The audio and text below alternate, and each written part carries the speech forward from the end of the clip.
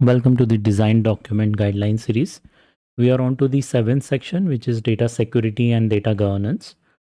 You can have both these sections together, or you can also have these as different. If there is a lot of focus on data governance, then maybe it might be worth to have it as a separate section. For just the sake of simplicity, I've combined it together while providing these guidelines. Now, both data security and governance are critical aspects of any data ecosystem, especially in today's times when we are working on cloud and cloud based systems. Security as well as governance is going to play a very, very crucial role. So, at a high level, what all things you should include when you are writing this particular section? Let's talk about security first, right? So, data security is all about data protection, right? How you are going to protect your data, irrespective of where it is residing, right? It can be within a particular service, like let's say if you're in Azure, it can be within Azure Synapse, it can be Azure SQL DB. If you're using AWS, it can be within S3, or it can be within Redshift, or maybe in one of the RDS or Aurora databases. So that is called as data at rest, right? Wherever the data is located or stored, we need to protect it. So how that can be done? There are all the cloud providers, right? They will have their own key management services. You can use one of these to encrypt the data that you are storing. So that will add an additional layer of security. Most of the cloud providers have their own encryption also without using your own keys, but they do provide options for having a customer managed key. So that would provide an additional layer of security. So you can mention that what kind of security you want to use. The next would be the data in transit. When you're moving the data out of the cloud to any other cloud or any other SaaS provider, right? How do you do that? So if you're doing it through internet, are you using the SSL TLS kind of a security, or you are using any private links, right? If that is required, even when you're moving data from on-prem to your cloud, there are various ways to do that. AWS provides a direct connect as well. If you want to go for that, it will provide additional security. So document these things based on your key considerations. Again, see, we'll have to keep on talking about the key considerations, because based on that, you will be doing these design choices. Now, whatever choice you have made, do document it here along with the justification for that. Third is, how do you access this data, right? There would be sensitive data there. So how are you going to access this data which is sensitive? So when you're storing this data, whether you are encrypting it, whether you are tokenizing it, whether you are masking it, right? These are various ways of encrypting or not keeping your data in its actual raw form. Now there are various compliances like PCI DSS or others, right? That you will have to follow. Based on that, you will have to take a call on this. So it's both, like when you're storing the data as well as you're accessing the data. So accessing the data, we'll talk about a bit more on that during this the next section, that is the governance, right? Maybe I'll take this point first. So when you're accessing any data which is PI specific, right? Any sensitive data, like it is the patient ID, right? When it comes to data related to hospitals and medical facilities, you have various patients. So there are certain data which cannot be revealed. In other financial institutes, it can be the even the date of birth, right, or the account numbers. So how do you handle this? Now, these are the PI data, which is sensitive data. What it means is that there would be certain types of users who should be able to access it, and there would be certain type of other users who should not be able to access it, right? These are all internal users. So even internally, right, within an organization, you will have to categorize which are the users who can access PI data and which are the users who should not be accessing this data. And then you need to come up with the strategy how you are going to do that. Now, based on what services or what tools and tool stack you are using, you can define it. Let's say if you are into Snowflake, you can use Snowflake dynamic masking features. If you're using AWS, you can use features from AWS Lake Formation, where you can um, completely hide a particular column within a table, right?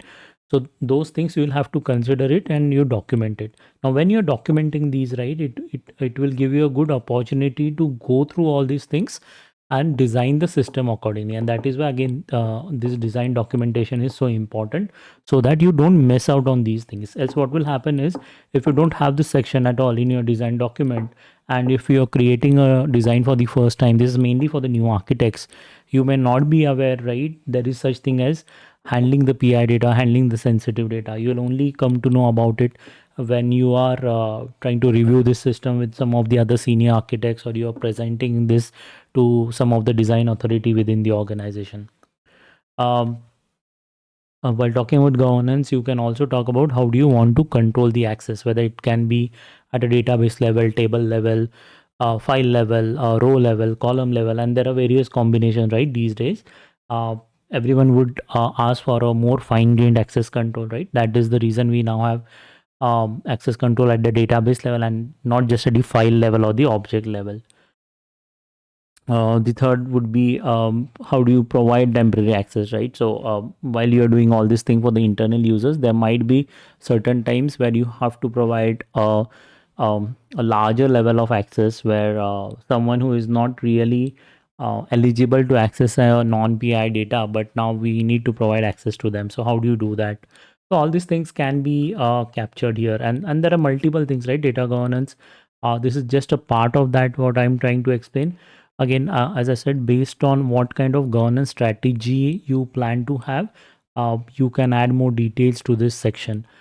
If you have a full-fledged data governance strategy, you have a DG council in place, there might be a lot of requirements around this. You will have to provide details related to the data stewards, like do you have data stewards per business unit, what levels of access they will have, and various design considerations around that. And the third would be, in this broad topic, we spoke about security governance. I will also talk about the data sharing mechanism, right? Because this is also very important. So how do you share your data with the internal users and the external users? Internal users, we already spoke about the PI data and all, but what levels of access you want to provide? See, you don't want to give everyone a manage access of a service or a edit access, right? There would be only a read level of access for a particular service to which data can be accessed. Let's say you have data on S3 bucket, right? Do you want to give a complete access to the internal users, or you just want to give a read-only access? Even within buckets, there are folders. Within folders, there are objects, right? So see what kind of access you want to give while you're sharing the data with internal users. And then with external users, it becomes more tricky. How do you provide the access to the external users? What is the best way? What are the tools? And how do you again control the access? If you're using something like Snowflake, there is a provision to give reader access, right? Where even the consumers don't need to be on Snowflake. They can still use the account of the owner, right, and still access the data. So if you want to use something like that, you can go ahead with it. But again, this all depends on your original tech stack that you have come up with, and based on that, you'll have to take a call. Now this is the section where, right, you can also think about certain tools, specific tools. Do you really need those, right? If you now look into the various options available in the data world, right? There is for access control, there is Emuta, there is Privacera, there is Raito, right? There are multiple new tools which are part of the modern data stack which are available. So do you need something like that, right, which can give see, all these tools can be, and these are external tools, but they can give you one single pane of glass to control your access across various ecosystems, right? You don't these are not attached to a particular ecosystem.